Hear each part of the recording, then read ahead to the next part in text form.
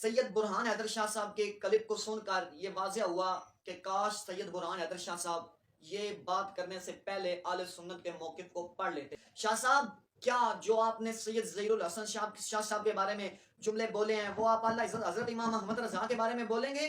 شاہ صاحب جو آپ نے پیر سید ظہیر الحسن شاہ صاحب کے بارے میں کہا ہے کیا وہ آپ امام اعظم ابو حنیفہ رحمۃ اللہ علیہ کے بارے میں کہیں گے؟ سید برہان حیدر شاہ صاحب آپ نے ایک سید کی عزت کو اچھالا، ایک سید کے بارے میں آپ نے غلط لینگویج یوز کی، آپ ان علماء کے بارے میں کیا کہیں گے؟ سید ظہیر الحسن شاہ صاحب کے بارے میں جو کچھ آپ نے کہا، کیا حضرت امام غزالی کے بارے میں آپ وہ جملے کہنا پسند کریں؟ برہان حیدر شاہ صاحب جو حدیث کا سہارا لے کر یزید کو کافر ڈکلیئر کر رہے تھے اور سید ظہیر الحسن شاہ صاحب پر ایک بہتان باندھ رہے تھے، اس حدیث کی فنی حیثیت کیا ہے؟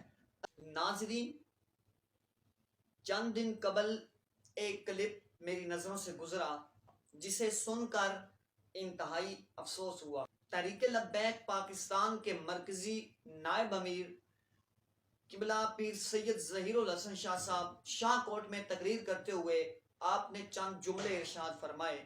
وہ جملے کیا تھے ذرا آپ بھی سماعت فرمائیں۔ تو میں بھی کافر نہیں کہتا، شاہ کافر نہیں کہتے، مفتی صاحب بھی کافر نہیں کہتے، آپ بھی کافر نہیں کہتے۔ امام احمد بن حنبل رحمۃ اللہ علیہ کے علاوہ کسی نے کافر نہیں لکھا، کسی کی وہ کلمہ پڑھتا تھا۔ نون لیگ والے کلمہ پڑھتے ہیں، ہم ان کو کافر نہیں کہتے۔ ہم یزید کو کافر نہیں کہتے، پیپل پارٹی والوں کو کافر نہیں کہتے، یزید کو کافر نہیں کہتے جو کلمہ پڑھتا۔ شاہ صاحب نے یہ جو جملے پڑھے ان میں حقیقت میں دیکھا جائے تو کوئی خرابی نہیں ہے۔ یہ جملے اہل سنت و جماعت کے موقف کی تائید کرتے ہیں۔ اس کلپ کو لے کر سید برہان حیدر شاہ صاحب جو حافظ آباد کے ہیں، انہوں نے ایک محفل کے اندر خوب قسم کی لو لینگویج یوز کی، ایسے ایسے الفاظ استعمال کیے سید ظہیر الحسن شاہ صاحب کے بارے میں جو ایک عالم کی شانہ شیان نہ تھی۔ کون آندا یزید کافر نہیں ہوئے؟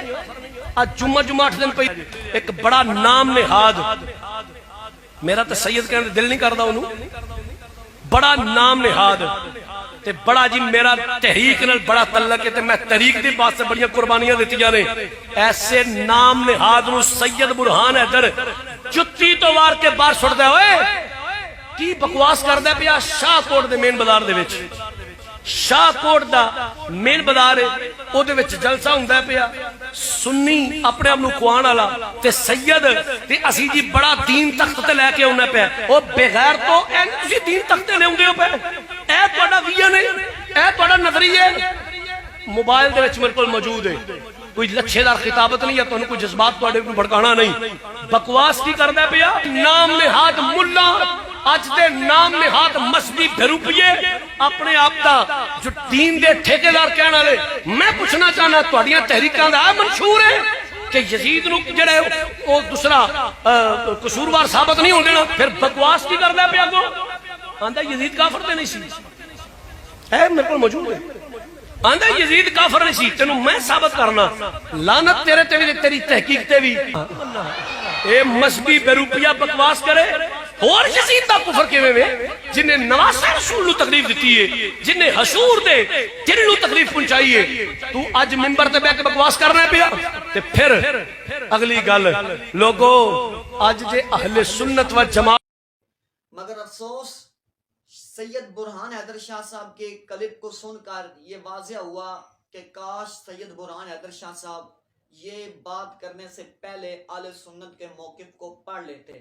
ہم اہل سنت و جماعت کا یہ متفق موقف ہے کہ یزید فاسق و فاجر ہے، یزید پر لعنت کی جا سکتی ہے مگر تکفیر کے دائرہ میں اس کو داخل نہیں کیا جا سکتا۔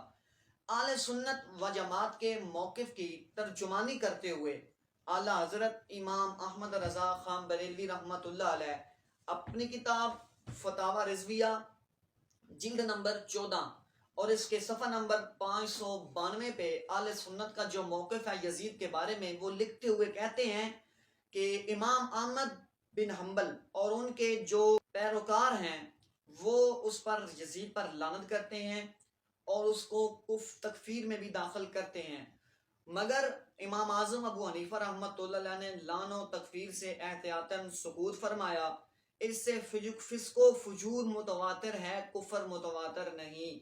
और यही जो फतवा है इमाम अहमद रज़ा खान बरेलवी रहमतुल्लाह अलैह का, यही फतवा जो है एक फतावा दारुल इफ्ता बरेली शरीफ से एक किताब शाया हुई जिसका नाम है फतावा बरेली शरीफ।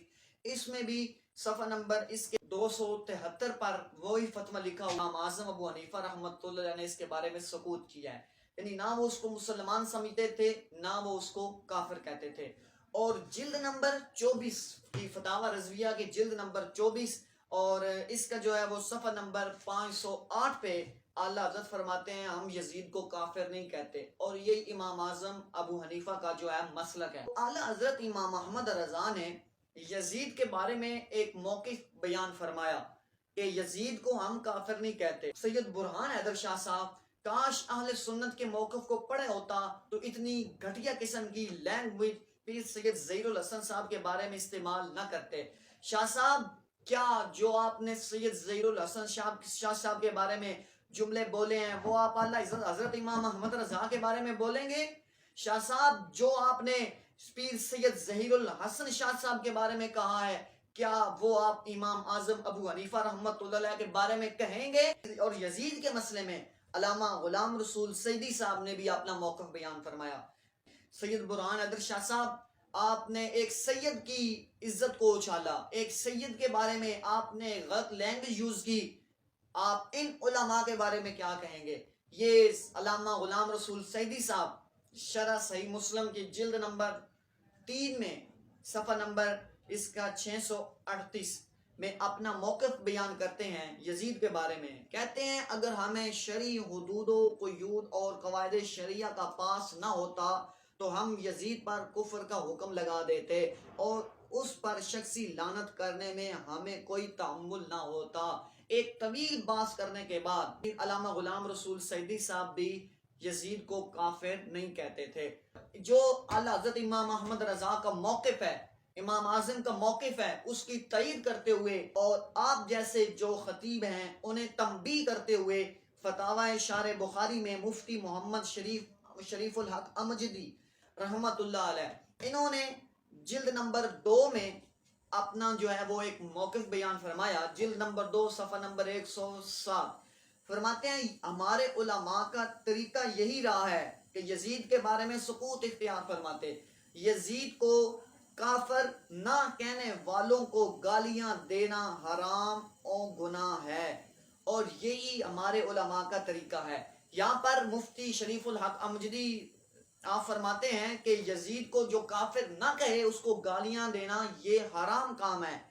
और यही ज़हीरुल हसन शाह साहब यजीद को काफिर नहीं कह रहे और आप गालियों के अंबार लगा दिए। इमाम गजाली रहमतुल्लाह अलैह अपनी किताब अहयाउल उलूम जिल्द नंबर 3 में यजीद के बारे में मौक़िफ़ लिखते हैं। उस मौक़िफ़ को फतावा उबैदिया जिल्द नंबर 1 सफ़ा नंबर इसका 127 पे लिखते हैं कि हज़रत इमाम अहमद बिन हम्बल यजीद को काफिर समझते थे, इमाम गजाली उसे मुसलमान समझते थे, इमाम आज़म न काफिर न मुसलमान समझते थे बल्कि सुकूत इख्तियार फरमाते थे। अब आप बताएं, ये इमाम गजाली और अहयाउल उलूम जिल्द नंबर 3 में भी पढ़ सकते हैं, इसको मुसलमान समझते थे। अब इनके बारे में क्या कहें? सैयद ज़हीरुल हसन शाह साहब के बारे में जो कुछ आपने कहा, क्या हजरत इमाम गजाली के बारे में आप वो जुमले कहना पसंद करेंगे? और ये मकतूबात इमाम रुबानी है, जिल्द नंबर इसका मकतूब नंबर 54 है, जिल्द नंबर 1 है। हजरत मुजद्दिद अल-अफ़सानी सर हिंदी फारूकी रहमतुल्लाह अलैह आप फरमाते हैं कि जिन उलमा ने यजीद को लान तान करने और कुफ्र में दाखिल करने में सुकूत इख्तियार किया है, इस वजह से नहीं किया कि वो उससे राजी हैं, बल्कि इस वजह से कि उन्हें रुजू और तौबा का एहतमाल हो सकता है। आंदा यजीद काफिर नहीं सी, तेनू मैं साबित करना, लानत तेरे ते भी तेरी तहकीक ते भी। हसूर ने फरमाया व माता अला बुग़्ज़ि आली मुहम्मदिन माता काफिरा, जेड़ा मेरी आल दा बुग़्ज़ लेके मरेगा काफिर होके मरेगा। मैं तेरी मन्ना के मुस्तफा भी मन्ना ओ नहीं ना, मेरे नबी ने फरमाया। बुरहान हैदर शाह साहब जो हदीस का सहारा लेकर यजीद को काफिर डिक्लेयर कर रहे थे اور سید ظہیر الحسن شاہ صاحب پر ایک بہتان باندھ رہے تھے، اس حدیث کی فنی حیثیت کیا ہے؟ عربی کی کتب میں کثیر تعداد میں موجود ہے۔ یہ تبیان القرآن علامہ غلام رسول سعیدی صاحب جلد نمبر 10 قُلْ لَا أَسْأَلُكُمْ عَلَيْهِ أَجْرًا، یہ والی جو آیت ہے سورۃ الشعراء کی آیت نمبر 23، اس کے تحت تفسیر میں لکھتے ہیں، اسی حدیث کو ذکر کرتے ہیں جو حدیث یہ سید برہان حیدر شاہ صاحب مجمع کے اندر پڑھ کے یزید کو کافر ڈکلیئر کر کے اہل سنت کے موقف کی مخالفت کر کے اور ظہیر الحسن شاہ صاحب کو گالیاں دے کر سید صاحب کی جو پرسنالٹی کو اچھال رہے تھے، اس حدیث کی فنی حیثیت کیا ہے؟